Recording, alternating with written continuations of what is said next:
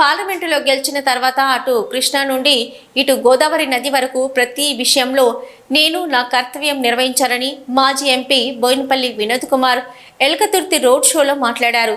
Karimnagar MP parliament ఎన్నికల సందర్భంగా ఎలకతుర్తిలో road show నిర్వహించారు. ఈ కార్యక్రమంలో మాజీ ఎమ్మెల్యేలు సతీష్ కుమార్, రసమై బాలకృష్ణ పాల్గొన్నారు. వినోద్ కుమార్ మాట్లాడుతూ కరీంనగర్ నగరానికి 1000 కోట్ల నిధులు తెచ్చి స్మార్ట్ సిటీగా చేశాను.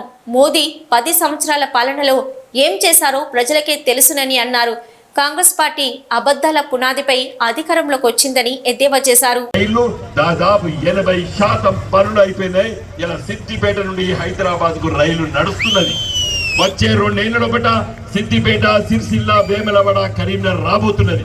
ఇవన్నీ ఎందుకు చెప్తున్నంటే మీ గులాబీ జెండా, మీ దీవెనల వల్ల నేను 5 ఏళ్ళు, మోడీ గారు 10 సంవత్సరాలు, ఇప్పటికి ఎంపీ అయి ప్రధానమంత్రి అయి 10 సంవత్సరాలు, 10 సంవత్సరాలు నేను 5 ఏళ్ళు ఎంపీ, బండి సంజయ్ గారు 5 ఏళ్ళు ఎంపీ. మరి నేను వచ్చేసరికి గెలుసీని చెప్తున్నాడు. చాలా అన్ని కంపారిజన్ చెప్పిండు. నేను మళ్ళీ చెప్పదలుచుకోలేదు. పని చేసే ఆరాటం ఉండాలి, కష్టపడే ఆరాటం ఉండాలి. పార్లమెంట్ అంటే జాతీయ స్థాయిలో చట్టాలు చేస్తుంది. పేద ప్రజల పట్ల ఆలోచన చేయాలి. చివరిగా నేను ఒక విషయం చెప్పదలుచుకున్నాను. స్వాతంత్రం వచ్చినప్పుడు పేదవాడు ధనికుడు మధ్య ఉన్న వ్యత్యాసం కంటే ఈ రోజు 75 సంవత్సరాల స్వతంత్ర భారతదేశంలో పేదవాడికి ధనవంతుడికి తేడా విపరీతంగా పెరిగిపోయింది. అలా అంబానీ, అదానీల ఆస్తులతో పోల్చిస్తే మనం ఈ సమంతా కూడా కాదు. మనం అందరం ఆస్తులు కలిపిన కూడా ఈ సమంతా కూడా కాదు. ఎట్లా ఈ దేశం 140 కోట్ల జనాభాకి ఎదిగింది. ఇలా ఎక్కడ పోతున్నాం మనం? మోడీ గారు ఏం చెప్పిండ్రు? నేను అవినీతి సొమ్మును తీసుకొస్తా అని చెప్పిండు. 15 లక్షల రూపాయలు ప్రతి ఒక్కరి బ్యాంక్ అకౌంట్ లో ఉంటుందని చెప్పిండు. ఏమైంది? అవినీతి సొమ్ము తీసుకురాలేదు. అవినీతి పరులు ఇలా నీరవ్ మోడీ ఇలా లండన్ లో ఉన్నాడు. కింగ్ ఫిషర్, విజయ్ మాల్యాల లండన్ లో కాంగ్రెస్ పార్టీ అధికారంలోకి వచ్చింది. అబద్ధాల పునాది పైన వచ్చింది. మీకందరికి రసమే చాలా రసవత్తరంగా చెప్తాడు కాబట్టి నేను ఆ విషయాలు ఎక్కువ చెప్పదలుచుకోలేను. అన్ని మోసపూరితమైన మాటలతో వచ్చింది.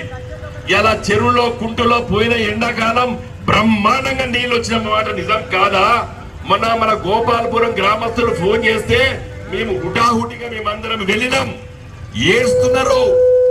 మన దేవాదుల నార్త్ కెనాలు ఇలా ఎండిపోయింది, నీళ్ళు వస్తలేవు.